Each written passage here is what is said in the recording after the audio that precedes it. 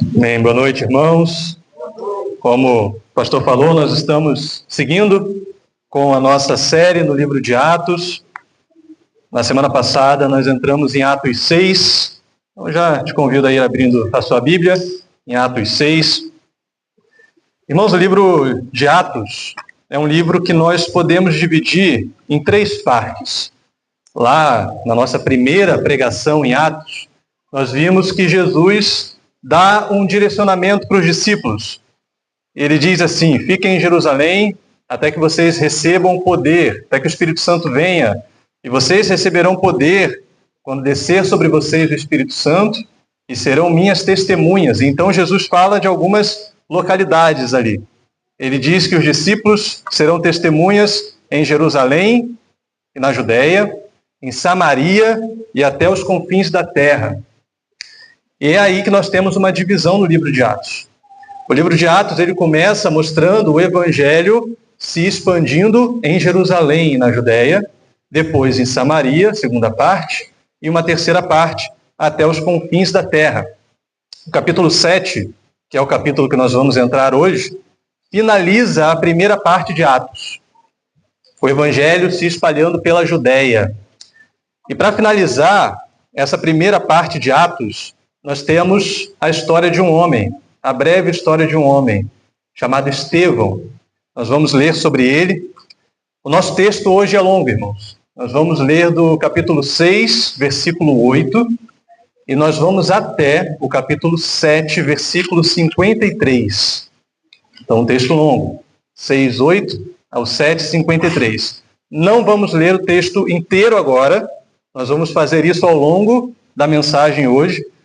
E primeiro, então, nós vamos ler apenas o começo desse texto, 3 primeiros versículos. Então, eu te convido a ler comigo Atos 6, vamos ler primeiro do 8 até o versículo 10, que diz assim: Estevão, homem cheio de graça e poder, realizava milagres e sinais entre o povo. Um dia, porém, alguns homens da chamada Sinagoga dos Escravos Libertos começaram a discutir com ele. Eram judeus de Cirene, de Alexandria, da Cilícia e da província da Ásia. Nenhum deles era capaz de resistir à sabedoria e ao espírito pelo qual Estevão falava. Amém. Primeiramente, vamos ler até aí. Feche seus olhos. Vamos pedir a direção de Deus para essa noite. Nosso Pai, nós agradecemos a Ti pela leitura da Tua palavra. Obrigado, ó Deus, porque podemos ter a Tua palavra diante de nós, porque o Senhor nos dá a graça de meditarmos nas Sagradas Escrituras, a graça de podermos aprender de Ti. Então pedimos a Deus que o Senhor fale conosco nessa noite, que o Senhor nos ensine por meio da Tua palavra, que saiamos daqui confrontados, ó Deus, transformados, direcionados pela Tua verdade, porque queremos ser mais parecidos com Cristo, queremos, ó Deus, crescer em santidade. Então, conduza-nos nessa noite, em nome de Jesus, Pai. Amém. Amém. Então, nosso texto fala de Estevão. Estevão, se você lembra da semana passada, era um dos 7 diáconos que foi escolhido para servir as mesas. Nós vimos na última semana que a igreja em Jerusalém crescia, e com esse crescimento houve uma confusão no meio da igreja. Alguns judeus de origem grega, acusando os outros judeus de fala hebraica, de fala aramaica, de deixarem as viúvas deles, as viúvas gregas, de lado, na distribuição das cestas, na distribuição dos alimentos. E para conter essa confusão, os apóstolos propuseram que a igreja levantasse 7 homens, cheios do Espírito Santo e de sabedoria. Dentre esses 7 homens estava Estevão. Estevão não só estava entre os 7, mas recebe um destaque. Se você olhar aí no versículo 5 do capítulo 6, você vai ver que o primeiro nome que aparece dentre os 7 é o nome de Estevão. E Estevão é o único que vai ter uma explicação sobre ele, um homem cheio de fé e do Espírito Santo. Esse era Estevão, um homem cheio de fé e do Espírito Santo. Algumas pessoas dizem que Estevão pode ter feito parte daqueles 70 que foram enviados por Cristo. Mas é mais provável que Estevão tenha se unido à igreja depois do Pentecostes. E o episódio que nós lemos hoje, que nós vamos ler, aconteceu mais ou menos 5 anos depois do início da igreja. Ou seja, Estevão era um homem que não fazia parte da igreja há muito tempo, até porque a própria igreja era recente ainda nesse momento. Mas, apesar de não ter tanta experiência na caminhada cristã, Estevão ainda assim era chamado de um homem cheio do Espírito Santo, cheio de sabedoria. Apesar da sua falta de experiência, era cheio de sabedoria. E o texto que nós lemos, o versículo 8, vai mostrar que isso era tão forte na vida de Estevão e tão evidente na vida de Estevão, que ele era cheio de graça e poder a ponto de realizar milagres e sinais entre o povo. Esse é o primeiro momento que mostra alguém que não era um dos apóstolos realizando sinais e milagres no meio do povo. Estevão, então, aparece aqui para nós como esse homem cheio do Espírito Santo, apesar do seu pouco tempo de vida cristã. Isso mostra para nós, irmãos, algo importante.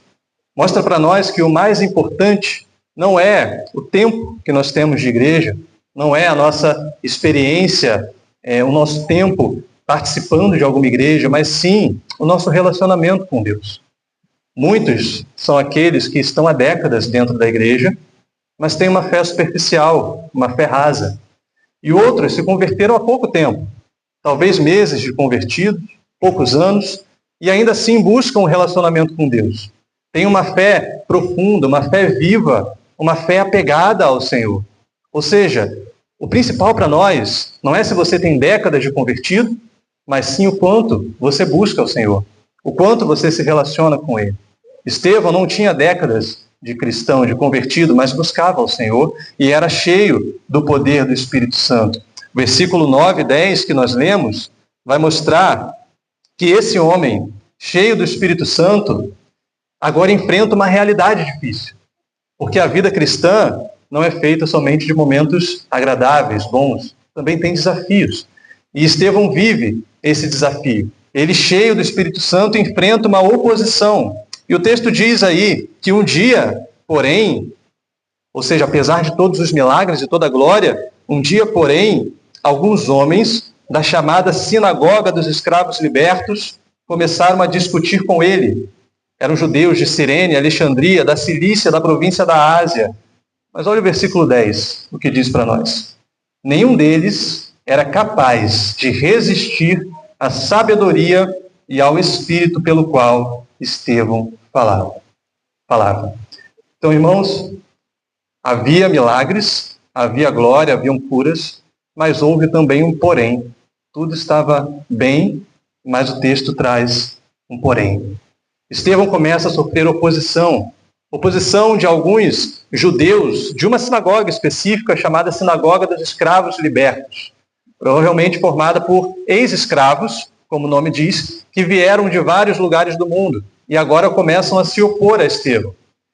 O nosso texto aqui não diz a motivação deles, por que eles estavam se opondo a Estevão, possivelmente por inveja, como aconteceu no capítulo 4, a oposição que foi levantada contra Pedro e João, mas talvez aqui também tenha tido uma influência do que nós vemos no versículo 7, onde diz que muitos sacerdotes estavam se convertendo à fé cristã.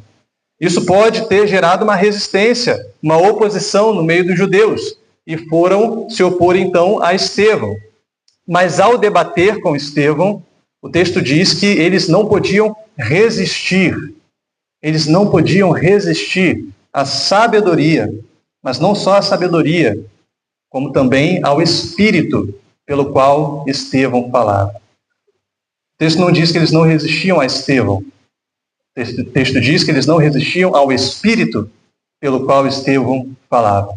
Ou seja, tudo que Estevão estava fazendo ali, os milagres, a própria sabedoria, a boa fala, a boa argumentação, não vinha dele mesmo, vinha do Espírito. Vinha do fato de Estevão estar cheio do Espírito Santo, estar cheio de Deus. Isso mostra para nós, irmãos, que é Deus que nos capacita. O nosso sucesso, especialmente ao pregar o Evangelho, o nosso sucesso ao fazer a vontade de Deus, ao levar adiante a palavra de Deus, A orar pela conversão de alguém não vem de nós mesmos, não vem da nossa capacidade, do nosso poder de persuasão, vem do Espírito Santo. Por isso que antes de qualquer coisa, o que precisamos fazer é buscar o Espírito, é desejar ser cheios do Espírito. Não foi isso que cantamos aqui? Espírito, enche a minha vida. Por que isso é importante, irmãos? Isso é importante porque sem o Espírito nos guiando, nós não podemos nada. Não existe nenhuma capacidade em nós se o Espírito Santo não estiver agindo através de nós. O Espírito Santo é quem opera, o Espírito Santo é quem convence. Se você buscar pregar o Evangelho, você pode tentar argumentar, você pode tentar convencer, mas você não pode mudar corações. Você depende do Espírito Santo. Estevão dependia do Espírito Santo. E é porque Estevão estava com o Espírito Santo que aqueles judeus não podiam resistir ao que ele falava. Não podiam resistir ao argumentar contra ele. E então o que eles fazem é não desistir, mas apelar para a desonestidade. Eles começam a jogar sujo com Estevão. Olha o que o texto diz na sequência. Como eu disse, nosso texto é longo, nós vamos lendo aos poucos, então não feche a sua Bíblia, vá acompanhando aí comigo. Versículo 11 do capítulo 6 vai dizer assim, versículo 11, então convenceram alguns homens a mentir a respeito dele, dizendo, ouvimos Estevão blasfemar contra Moisés e até contra Deus. Com isso, agitaram o povo, os líderes religiosos e os mestres da lei. E Estevão foi preso e levado ao conselho dos líderes do povo. As falsas testemunhas declararam, este homem vive falando contra o santo templo e a lei de Moisés. Nós ouvimos dizer que esse Jesus de Nazaré destruirá o templo e mudará os costumes de que Moisés nos deixou. Nesse momento, todos os membros do conselho olharam para Estevão e viram que seu rosto parecia o rosto de um anjo. Nesse momento, ele parecia um rosto de um anjo. Então o sumo sacerdote lhe perguntou, estas acusações são verdadeiras? Os judeus aqui começam a apelar para mentiras. Percebendo que não podiam argumentar com Estevão, começam a mentir contra ele. Distorcer aquilo que Estevão dizia, as palavras que Estevão pronunciava contra eles, em oposição à acusação deles. Não podendo resistir ao Espírito, mentiram para prender Estevão. E de fato, foi isso que aconteceu. O texto diz que Estevão é preso. Estevão é levado diante das lideranças para ser julgado, para ser acusado. Acusado de quê? Acusado de se opor ao templo e à lei. Como quem? Isso te lembra alguém? Quem foi acusado dessas mesmas coisas? Cristo. Cristo também sofreu a mentira daqueles que se opuseram a ele. Cristo foi preso debaixo dessas mentiras, foi acusado de se opor ao templo, acusado injustamente. E ali estava Estevão, sofrendo aquilo que Cristo sofreu. E que glória deve ter sido para ele sofrer as mesmas dores que o seu Senhor havia sofrido. Estevão estava ali, como Cristo, sendo acusado de se opor ao templo e à lei. E por que os judeus tinham tanta preferência, irmãos, por essas acusações? Acusaram Cristo de se opor ao templo, acusaram Estevão de se opor ao templo, e mais à frente nós vamos ver que eles acusam Paulo também de se opor ao templo, quando Paulo é preso lá na frente. Por que essa acusação era tão presente, mesmo que mentirosa? A lei e o templo. Aqueles judeus tinham um apego muito grande pela lei de Moisés, porque para eles a lei era fonte de autojustificação. Eles se viam como pessoas mais justas do que as outras, um povo mais justo do que os outros, porque eles tinham a lei, porque eles seguiam a lei. E o templo era um motivo de orgulho. O templo de Herodes foi um templo reformado para ser um templo belo, um templo que enchesse os olhos. Nós vemos antes aqui nas Escrituras os próprios discípulos tentando falar com Jesus. Olha como é que essas pedras do templo são gloriosas. E Jesus diz, eu digo a vocês que não restará pedra sobre pedra. Ou seja, o templo era algo que impressionava. Então era um motivo de orgulho para os judeus. Além de ser também o centro para eles da adoração.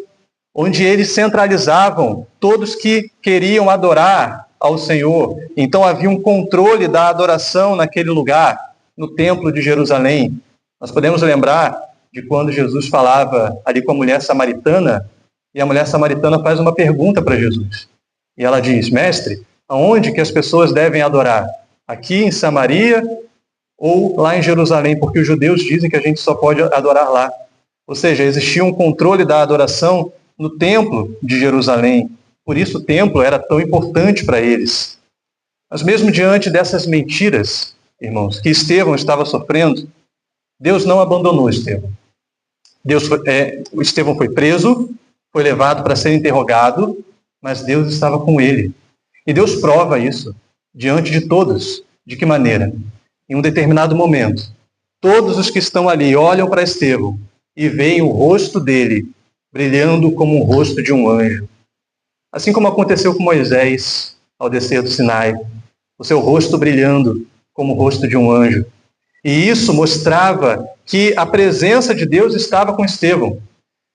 O nosso texto é claro ao dizer que todos perceberam, todos viram o rosto dele brilhando como o rosto de um anjo. Ou seja, era Deus testemunhando a favor de Estevão. Aqueles homens não tinham desculpa.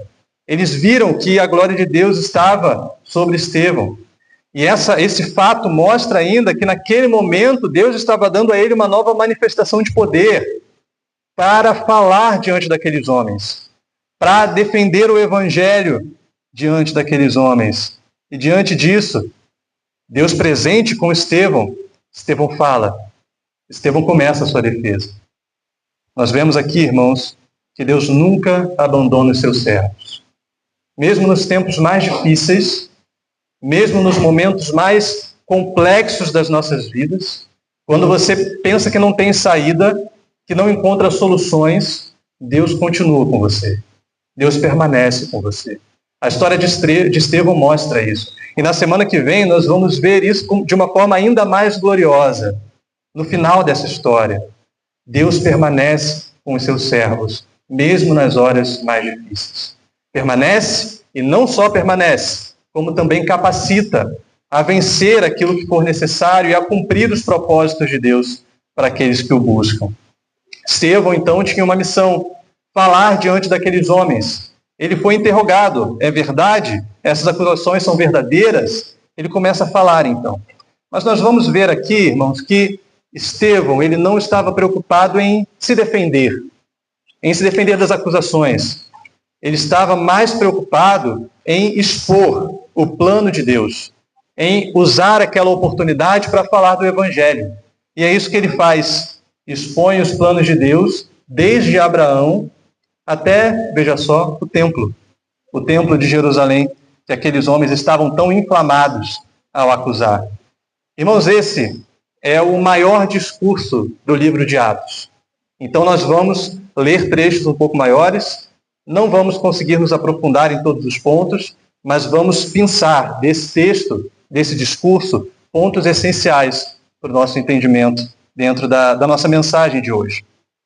Olha como começa a defesa de Estevão, versículo 2 do capítulo 7. Estevão respondeu: irmãos e pais, ouçam-me. O Deus glorioso apareceu a nosso antepassado Abraão na Mesopotâmia, antes de ele se estabelecer em Harã. Ele disse: deixe sua terra natal e seus parentes e vá para a terra que eu lhe mostrarei. Então Abraão saiu da terra dos caldeus e morou em Harã, até seu pai morrer. Depois Deus o trouxe aqui para a terra onde vocês agora vivem. Mas Deus não lhe deu herança alguma aqui, nem mesmo o espaço de um pé. Contudo, prometeu que a terra toda pertenceria a Abraão e a seus descendentes, embora ele ainda não tivesse filhos. Disse-lhes também que seus descendentes viveriam numa terra estrangeira, onde seriam escravizados e oprimidos por 400 anos. Mas Deus disse: eu castigarei a nação que os escravizar, e por fim sairão dali e me adorarão neste lugar. Naquele tempo, Deus deu a Abraão a aliança da circuncisão. Assim, quando seu filho Isaque nasceu, ele o circuncidou no 8º dia. Essa prática continuou quando nasceu Jacó, filho de Isaque. e quando nasceram os 12 filhos de Jacó, os patriarcas de Israel. Estevão começa contando a história de Israel lá em Abraão. Ele destaca esse personagem, que também era um personagem importante para os judeus. Abraão, o pai da nação, o pai da fé. E ele vai mostrar aqui, irmãos, para aqueles homens tão apegados a Jerusalém, tão apegados ao templo, naquele local, no lugar fixo. Ele vai mostrar que o Deus glorioso se manifesta a Abraão numa terra muito distante dali. Deus se manifestou na Mesopotâmia, muito longe daqui. E Deus esteve com Abraão manifestando a sua glória desde a Mesopotâmia, depois em Harã. Depois Abraão vem para Canaã, mas não fica nessa terra. A sua descendência sai, vai para o Egito, passa 400 anos no Egito. E Estevão vai mostrando que Deus acompanha o seu povo aonde quer que eles estejam. Deus estava acompanhando Abraão aonde quer que ele estivesse. Se você olhar na sua Bíblia, do versículo 3 ao 6, depois você pode fazer esse exercício, ver quantas vezes aparece a palavra terra nesses versículos, do 3 ao 6. Estevão está mostrando, em diversas terras, em vários lugares, Deus estava com Abraão. A presença de Deus acompanhou Abraão. O que ele diz aqui? Ele mostra que Deus é o Deus de toda a terra. E que a presença de Deus, irmãos, não se limita a um lugar específico. A presença de Deus não se limitava ao templo de Jerusalém. E ainda hoje, a presença de Deus não se limita a Jerusalém. Nós vemos muitas pessoas que desejam fazer a peregrinação para Israel, para Jerusalém, e muitos vão de uma forma turística, mas existem aqueles que vão buscando algo místico lá, uma presença diferente, como se Deus se manifestasse de uma forma mais especial em Jerusalém. Estevão está mostrando para nós, isso não é verdade. A glória de Deus apareceu a Abraão na Mesopotâmia, em Harã, no Egito, o povo dele foi visitado. E ainda hoje, nós podemos dizer, a glória de Deus não está restrita a um lugar só. A glória de Deus não está restrita ao templo, não está restrita a uma determinada denominação, a uma determinada igreja. A glória de Deus se manifesta em todos os lugares, em todo o mundo, de acordo com aquilo que Ele quer. Deus alcança pessoas aonde Ele quiser. Então, se Deus quiser hoje alcançar alguém do outro lado do mundo, Ele alcança. Ele busca uma maneira da palavra de Deus chegar até aquela pessoa. Se Deus quiser salvar alguém entre os muçulmanos, Ele vai prover uma maneira das palavras, da palavra dele chegar até lá. Se Deus quiser salvar alguém num centro, em alguma religião pagã, Deus vai encontrar uma forma da sua palavra chegar até aquela pessoa e converter aquele coração. Se Deus quiser salvar alguém que hoje está dentro de uma boca de fumo, dentro do tráfico, nas drogas, Deus vai prover um meio da palavra dele chegar até aquela pessoa para que aquele coração se converta. Por isso nós podemos crer que não existe nada impossível para Deus. Deus pode salvar a quem Ele quiser, aonde Ele quiser, quando Ele quiser.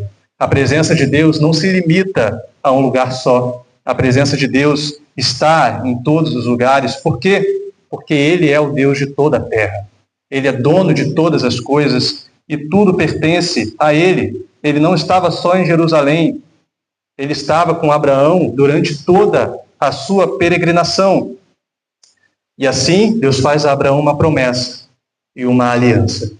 E aqui Estevão continua a história, desenvolvendo essa aliança de levantar um povo. Ele continua a história, mas Estevão traz uma nova ênfase.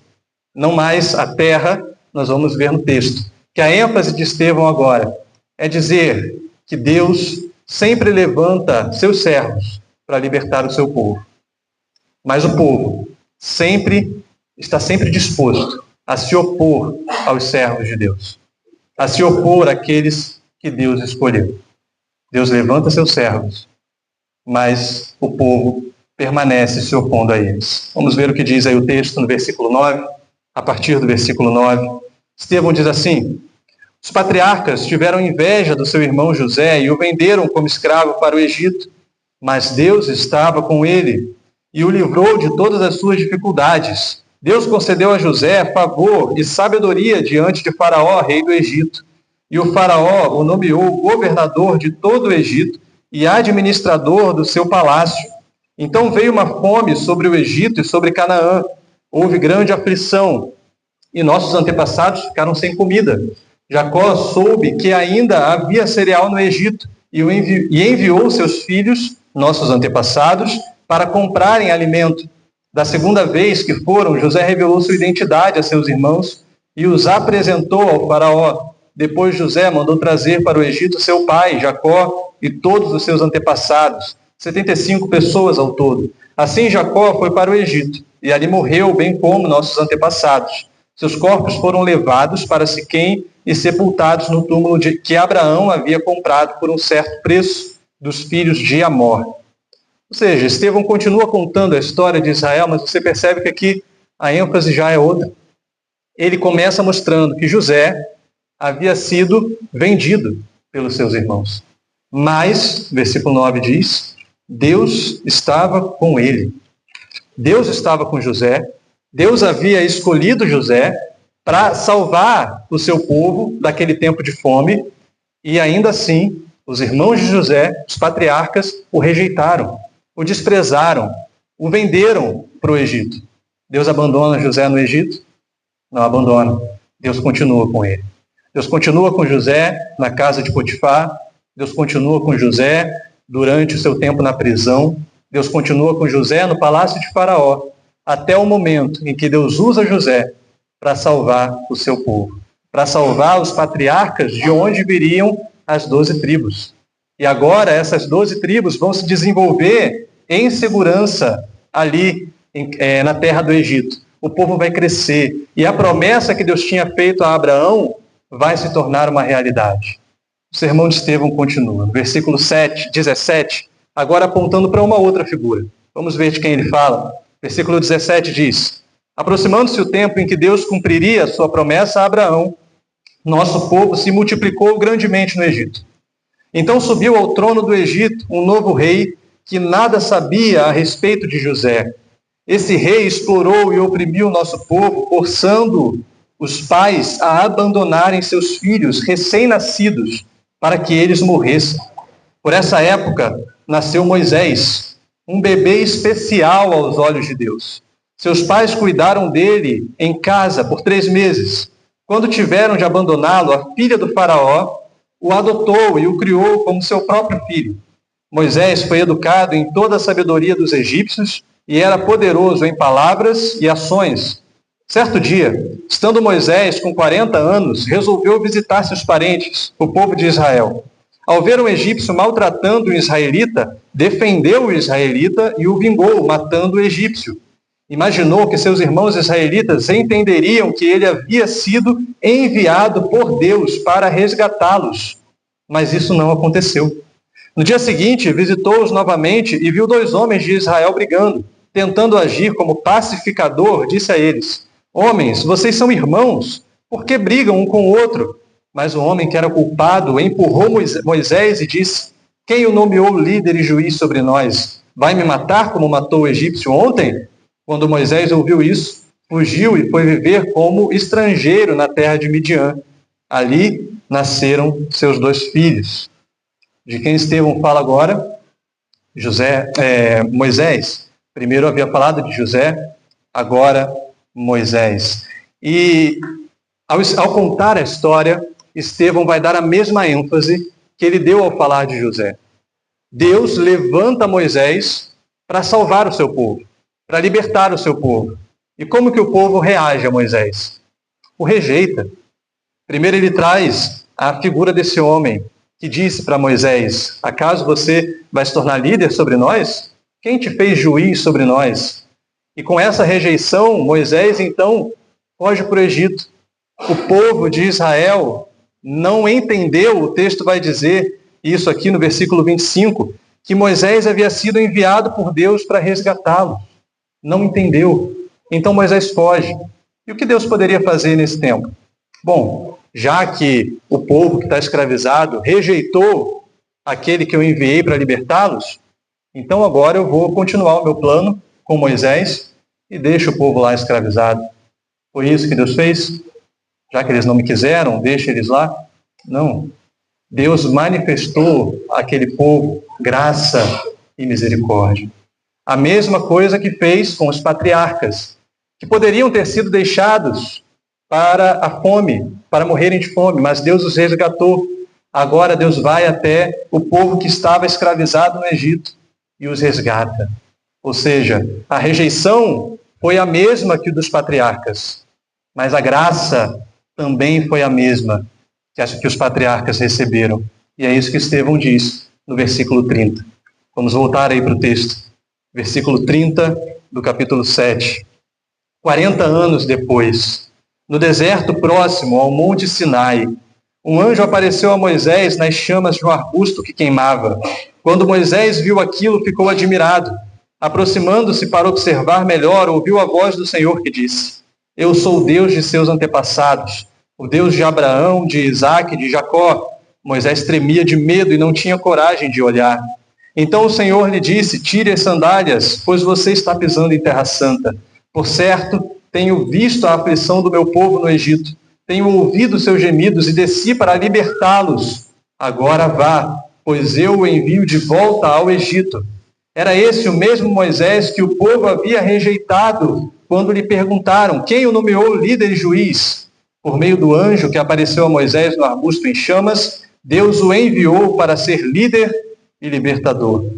Assim, com muitas maravilhas e sinais, ele os conduziu para fora do Egito pelo Mar Vermelho e pelo deserto durante 40 anos. Você percebe a ênfase de Estevão aqui? Especialmente no versículo 35, ele deixa isso muito claro. Era esse mesmo Moisés que o povo havia rejeitado, dizendo: quem te mandou para ser líder sobre nós? E aí ele termina o versículo dizendo: Deus o enviou para ser líder e libertador. Aquele que foi rejeitado pelo povo foi enviado por Deus para libertar o seu povo. E de fato, o povo foi libertado por ele. Através de Moisés, Deus manifesta o seu poder com muitos sinais, tira o povo do Egito. Aqueles que haviam rejeitado Moisés agora são salvos através da vida dele. Através de Moisés sendo ali o libertador daquele povo. Nós vemos aqui, irmãos, que o nosso Deus é um Deus de misericórdia, um Deus cheio de fidelidade, um Deus cheio de graça. Ainda que os homens o rejeitem, o abandonem, e abandonem aqueles que são enviados por ele, a graça permanece ativa, a graça permanece viva. E essa é a realidade, irmãos, presente ainda hoje. Os homens continuam virando as costas para Deus. E nós, quando pecamos, ainda hoje viramos as costas para Deus. Mas o que Deus faz? Nos abandona? Não. As mãos de Deus continuam estendidas para nós. A mão graciosa de Deus continua estendida para nós. Ele continua pronto para salvar. Ele continua com a sua misericórdia sendo derramada sobre as nossas vidas. Mesmo quando pecamos, Ele nos perdoa. Ele nos abençoa com a sua graça. Ele nos resgata. Ninguém pode ir tão longe de Deus que as mãos dele não o alcancem para resgatá-lo de volta. A graça de Deus permanece viva sobre nós. A bondade de Deus permanece viva sobre nós. Isso foi manifestado nos patriarcas.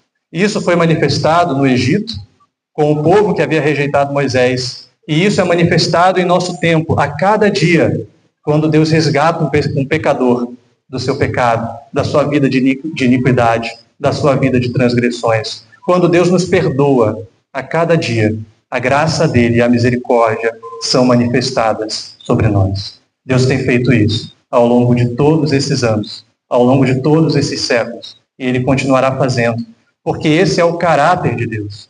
Ele é um Deus gracioso, ele é um Deus bondoso, ele é um Deus perdoador, e ele está disposto a nos perdoar.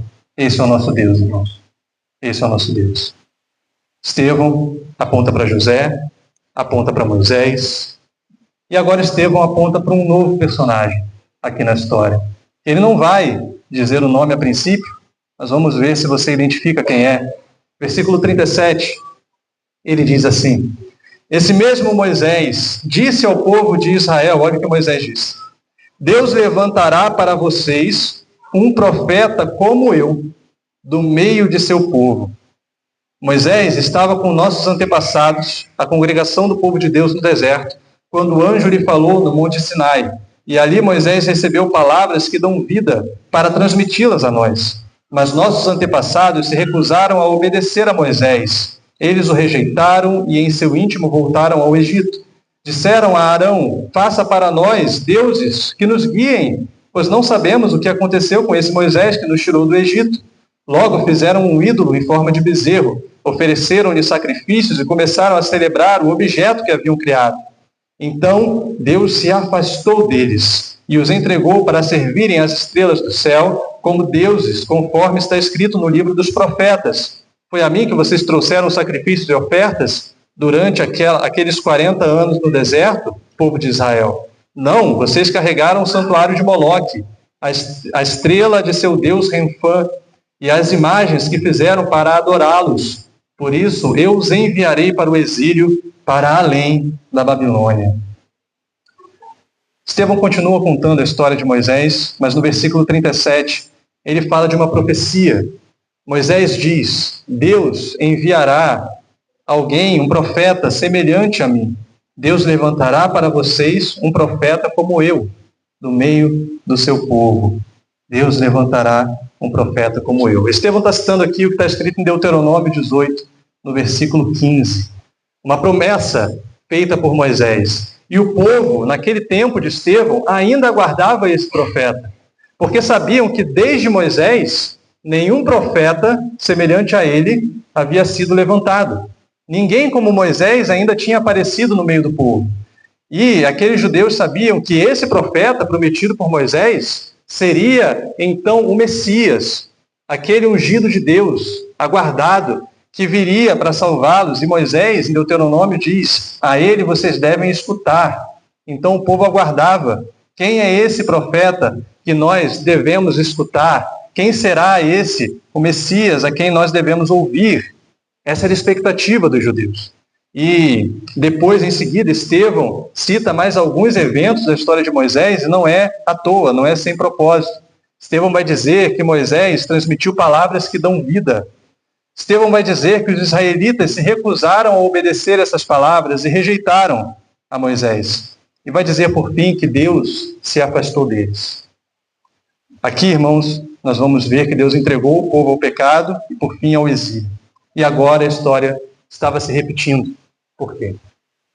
Porque Estevão sabia que aquele profeta que viria, semelhante a Moisés, já havia chegado. E quem era esse? Era Jesus. Jesus Cristo havia vindo.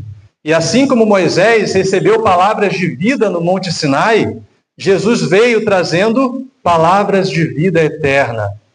Jesus trouxe as verdadeiras palavras de vida. Assim como Moisés disse: a esse profeta vocês devem ouvir, era a Cristo que aqueles judeus, que aquelas pessoas deveriam ouvir. Mas o que fizeram com Cristo? O mesmo que o povo fez com Moisés. Recusaram ouvir as suas palavras, recusaram obedecê-lo, recusaram reconhecê-lo como seu Senhor. E por isso então Deus rejeita aquele povo, entregando a seus próprios pecados e, por fim, entregando a um novo exílio que aconteceria ali em 70 depois de Cristo, com a cidade de Jerusalém sendo destruída pelo Império Romano. O templo, inclusive, sendo destruído. Isso era imaginável para um judeu, irmão. Pensar que Deus havia o abandonado, justamente por causa do templo, era inimaginável, porque o templo era o sinal da presença de Deus com eles. Ora, se a gente tem o templo aqui, então Deus se manifesta aqui, Deus está conosco. Não tem como Deus ter abandonado a gente. A queda de Jerusalém ainda não tinha acontecido. Então eles estavam convictos de que Deus estava com eles. E Estevão estava dizendo: olha, vocês estão rejeitando aquele que Deus enviou. Então Deus vai abandonar vocês a um novo exílio. Estevão estava mostrando que toda a segurança que eles tinham em Jerusalém e no templo, toda a segurança que eles tinham na lei, toda a glória que eles viam naqueles rituais religiosos, não eram suficientes para salvar. Eles precisavam ouvir ao Messias, eles precisavam ouvir a Cristo Jesus. O templo não seria uma segurança para eles. E é por isso que Estevão termina falando sobre o templo, o objeto de acusação daqueles judeus. Estevão vai dizer aí no versículo 44, os nossos antepassados Levaram com eles pelo deserto o tabernáculo, construído de acordo com o modelo que Deus havia mostrado a Moisés. Anos depois, quando Josué comandou nossos antepassados nas batalhas contra as nações que Deus expulsou desta terra, foi levado com eles para o seu novo território, e ali ficou até o tempo do rei Davi. Davi encontrou favor diante de Deus e pediu para construir um templo permanente para o Deus de Jacó, mas foi Salomão que o construiu. O Altíssimo, porém, não habita em templos feitos por mãos humanas, como diz o profeta. O céu é o meu trono, e a terra é o suporte de meus pés. Acaso construiriam para mim um templo assim tão bom? Diz o Senhor. Que lugar de descanso me poderiam fazer? Acaso não foram minhas mãos que criaram o céu e a terra? Estevão fala do templo. E por que era importante para os judeus entenderem essas verdades? Porque o templo, irmãos, na Bíblia, isso não só para os judeus, esse é o entendimento do templo em toda a Escritura, representa ou representava o lugar aonde Deus repousa e aonde Deus reina. O templo é como se fosse o palácio do rei divino. Deus, como rei, reina a partir do templo na terra, como palácio desse rei. Na Bíblia, o templo, esse lugar da presença de Deus, aparece em vários lugares. Ele começa no Éden. O Éden era uma espécie de templo, mas depois do pecado, ele passa a se encontrar em lugares específicos. Primeiro no tabernáculo, que acompanhou o povo durante o deserto, nós vimos aqui no texto, e depois no templo de Jerusalém, construído por Salomão, onde a glória de Deus se manifesta ali. Mas aquele templo, mesmo aquele templo glorioso de Salomão, não seria definitivo. Aquele templo não ficaria para sempre. Nós vemos na história que pela corrupção do povo, o templo de Salomão é destruído.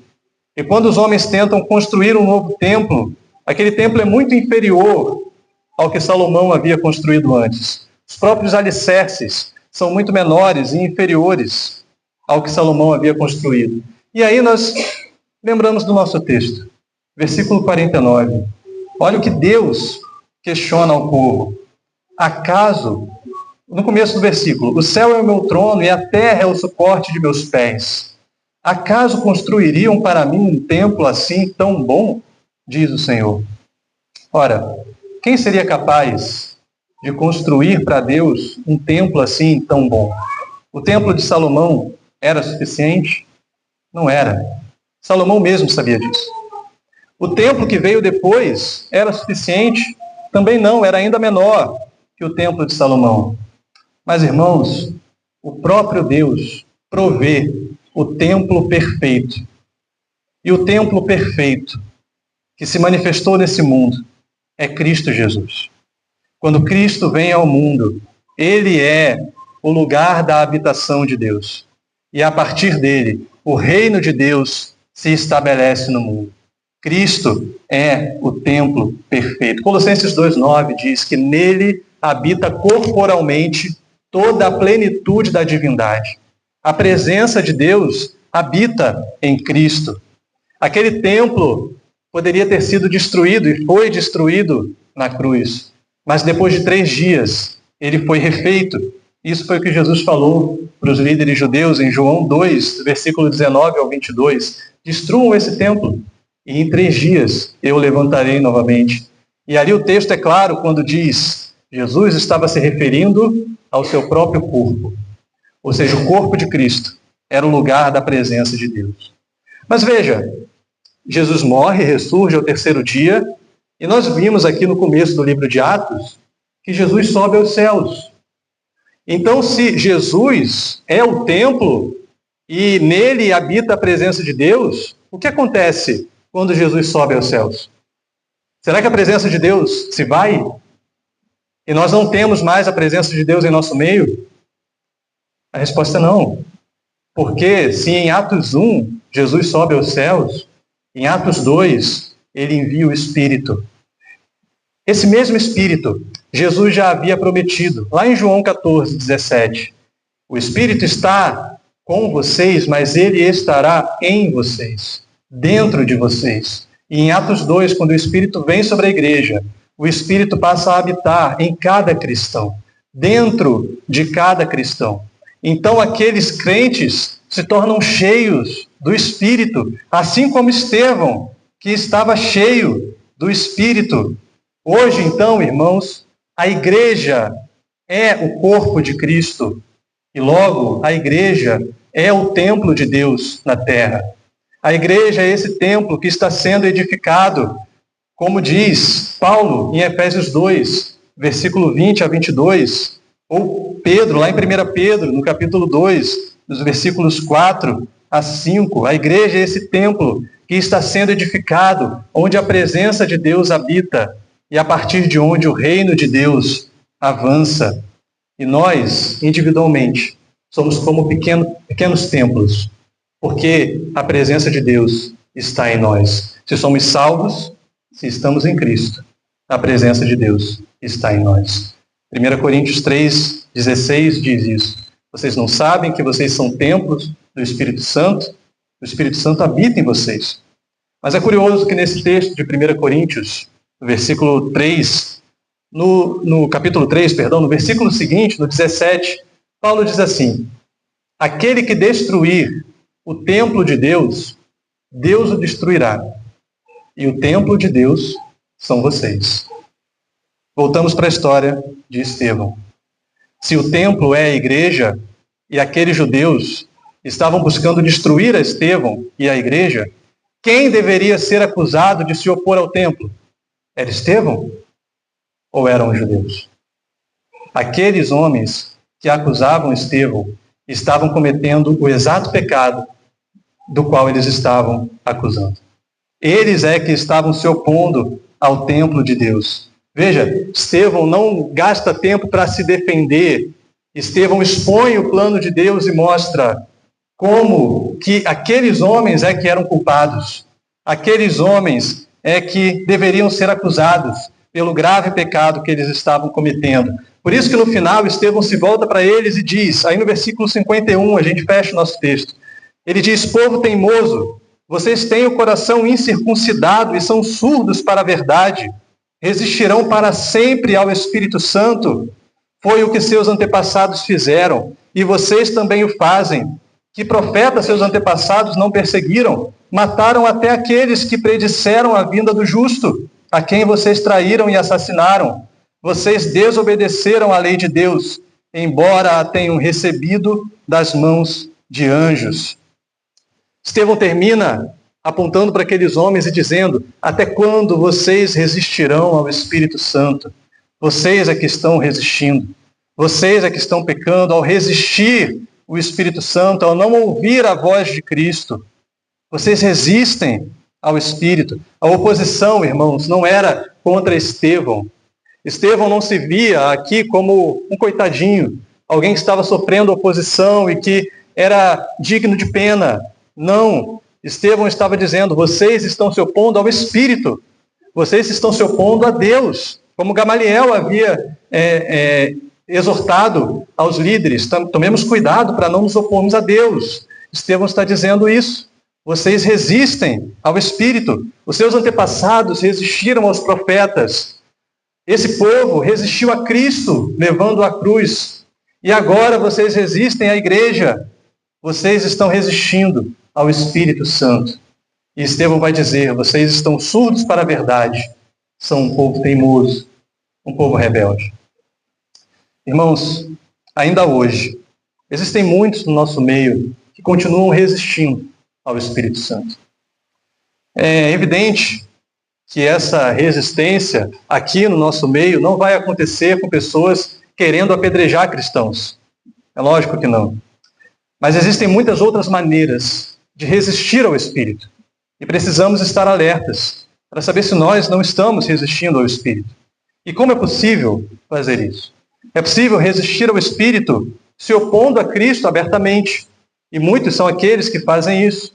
E dizem: olha, eu não quero me comprometer com Cristo. Eu não quero me entregar a Cristo. Eu não quero entregar minha vida a Ele.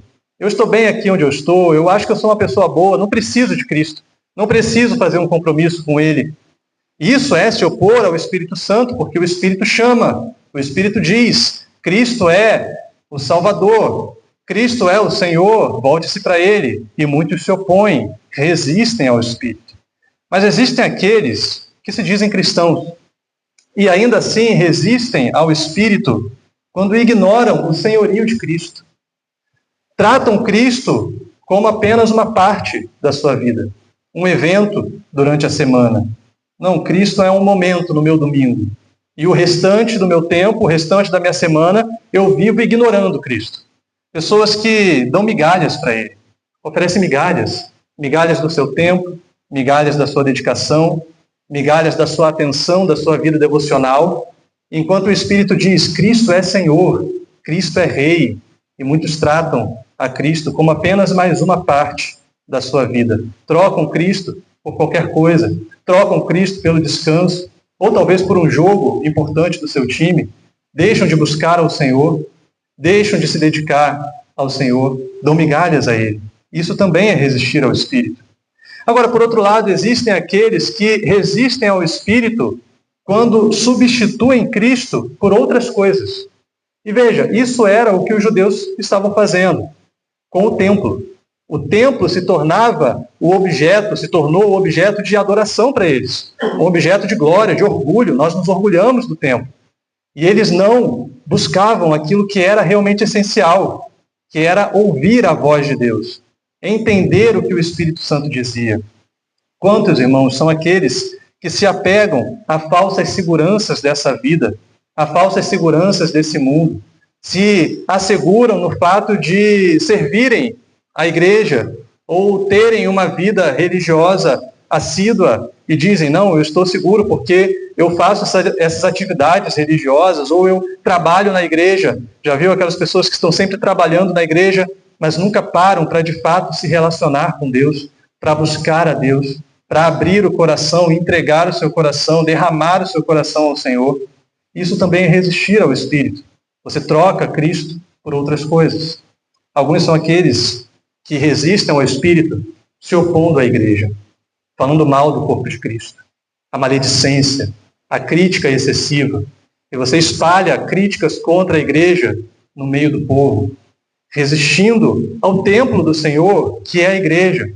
Ou talvez resistem ao Espírito, se opondo a Cristo, fazendo o mal aos seus irmãos, criticando um irmão ou fazendo algum irmão pecar, fazendo algum irmão cair, resistindo a perdoar, resistindo a pedir perdão. Resistem ao Espírito, que diz a você, reconcilie-se com seu irmão. Existem muitas maneiras, irmãos, de resistir ao Espírito. Mas nós somos chamados a algo diferente. Nós somos chamados, em vez de resistir ao Espírito, a ser cheios do Espírito. A nos tornar cristãos cheios do Espírito Santo. Assim é que nós devemos ser, assim a igreja deve ser, tal como Estevão. Nós podemos ser templos do Espírito Santo, irmãos. E se você é um cristão, se você já entregou a sua vida e o seu coração a Cristo, você é templo do Espírito Santo. O Espírito de Deus habita em você, somos a habitação da presença de Deus. Você entende como que isso é glorioso? Quão grande é o privilégio de sermos a habitação da presença de Deus? O Espírito de Deus habita em nós, repousa em nós e reina através da igreja. Reina através de nós. Por isso nós somos chamados a ser cheios de fé. Nós somos chamados a ser cheios de graça, a ser cheios do Espírito. Então eu digo a você, irmão, busque a presença de Deus. Busque ser cheio do Espírito Santo. Encha-se da palavra, mergulhe na palavra, nas Escrituras. Busque intensificar a sua vida devocional, a sua vida de oração. Entregue tudo a Deus em oração, dedique sua vida, coloque sua vida diante do Senhor em oração e peça a Ele para se tornar alguém cheio do Espírito e vazio de si mesmo, vazio do seu ego, vazio do seu orgulho, vazio dos seus apegos mundanos, mas apegado unicamente a Cristo, ao Senhor, a ponto de estarmos dispostos a fazer tudo e entregar tudo por Ele. Sustente essa expectativa e busque por isso. O meu desejo, irmãos, a minha oração, é que cada um de nós se torne um cristão como Estevão, um cristão cheio do Espírito Santo. que assim nós sejamos uma igreja cheia do Espírito Santo. Amém? Vamos orar? Feche seus olhos.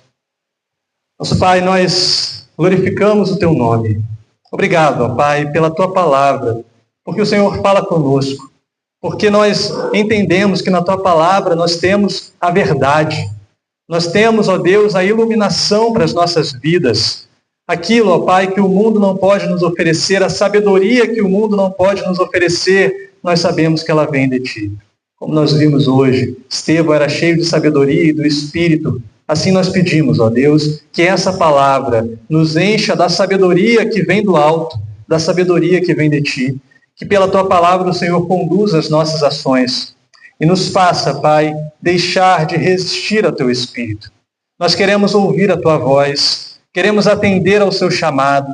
Queremos, ó Deus, atender ao Seu chamado quando o Senhor nos diz para nos entregarmos por completo a Ti, para dedicar a Ti o nosso coração, a nossa vida, para deixar de lado tudo aquilo que nos afasta de Ti, mas nos apegar por completo ao Senhor. Queremos ouvir a Tua voz quando o Senhor nos diz para amar a igreja, para nos dedicar à igreja. Também queremos ouvir a Tua voz quando o Senhor nos diz para amar o nosso irmão, para perdoar o nosso irmão.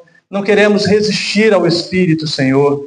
Queremos amar a Ti e queremos ser cheios do Senhor. Por isso nós clamamos, nós pedimos que o Seu Espírito encha a cada um de nós. Que o Senhor traga, ó Deus, um novo enchimento, um novo derramar da Tua presença, do Teu poder, que assim nós sejamos guiados pelo Teu Espírito, que assim nós possamos expressar o fruto do Teu Espírito, que nós possamos, ó Deus, ser cristãos verdadeiros, cristãos motivados, impulsionados pelo Teu poder, a pregar a Tua palavra, a defender o Evangelho, e se preciso for, a se sacrificar pela causa de Cristo, a entregar tudo, ó Deus, por Ti, pela Tua obra, pelo Teu reino. Que o Senhor trabalhe em nossos corações, para que os nossos corações sejam por completo dedicados ao Senhor. Assim te oramos, Pai, em nome de Jesus.